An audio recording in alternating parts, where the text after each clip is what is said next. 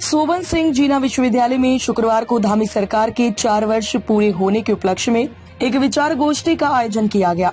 कार्यक्रम में मुख्यमंत्री की मीडिया समन्वयक मदन मोहन सती के साथ विश्वविद्यालय के पूर्व कुलपति, पूर्व निदेशक, वरिष्ठ शिक्षाविद, कानून विशेषज्ञ और विभिन्न क्षेत्रों से जुड़े बुद्धिजीवियों ने व्यापक रूप से प्रतिभाग किया। गोष्ठी का उद्देश्य राज्य सरकार के 4 वर्षों के कार्यकाल में हुई उपलब्धियों पर जनता और विशेषज्ञों की राय जानना तथा उन क्षेत्रों की पहचान करना था जहां और सुधार की आवश्यकता है। वक्ताओं ने शिक्षा, स्वास्थ्य, बुनियादी ढांचा, पर्यटन और रोजगार जैसे प्रमुख मुद्दों पर अपनी बात रखी। मदन मोहन सती ने कहा कि सरकार लगातार जनहित के मुद्दों पर काम कर रही है और जनता से संवाद के ऐसे कार्यक्रम प्रदेश के अन्य स्थानों पर भी आयोजित किए जा रहे हैं। उन्होंने प्रतिभागियों से विभिन्न योजनाओं के क्रियान्वयन पर सुझाव भी मांगे। गोष्ठी में विभिन्न वक्ताओं ने सरकार की उपलब्धियों की सराहना करते हुए कुछ चुनौतियों और सुधार योग्य बिंदुओं की ओर भी ध्यान आकृष्ट किया। कार्यक्रम का समापन बेहतर शासन और पारदर्शिता की दिशा में सामूहिक प्रयासों के आह्वान के साथ हुआ।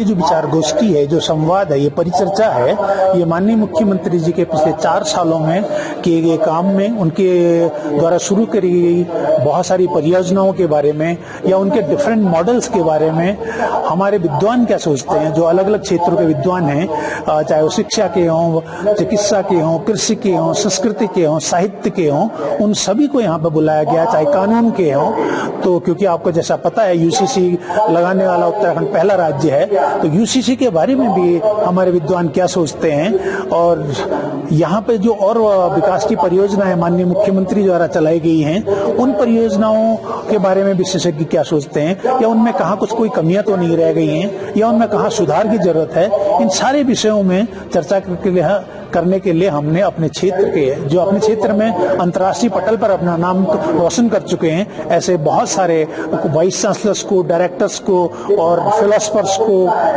कानूनविद को, सबको बुलाया है।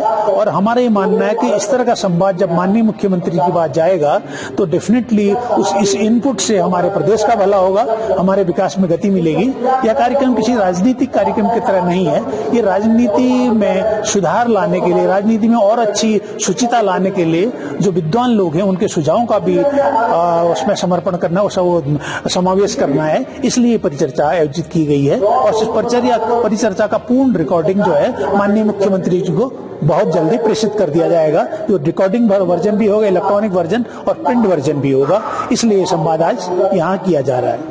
ये विचार गोष्ठी आज तीसरी विचार गोष्ठी है। इससे पहले देहरादून में एक विचार गोष्ठी हुई 18 सितंबर को, जिसमें तमाम विद्वानों ने माननीय मुख्यमंत्री जी के जो 4 साल के कामकाज हैं और उनके कार्यकाल में जो उपलब्धियां हुई हैं स्टेट को, उन पर विचार विमर्श किया और अपनी राय रखी।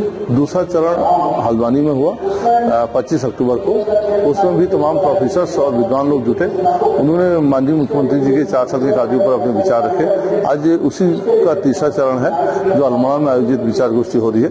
इसमें भी आप देख रहे हैं कि तमाम विद्वान जुटे हुए हैं, वो अपनी बात रखेंगे और जो उपलब्धियां हैं उस पर तो चर्चा होगी। आने वाले दिनों में और क्या कार्य हो सकते हैं उस पर भी उनके सुझाव हमें मिलेंगे।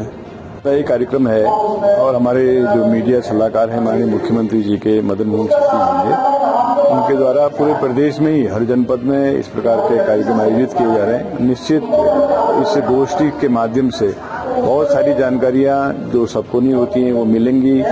मीडिया के माध्यम से, आप सब लोगों के माध्यम से भी जन जन तक उनकी 4 वर्षों की उपलब्धियों को पहुंचाया जाएगा। और ये ऐसे कार्यक्रम निस्संदेह होने चाहिए।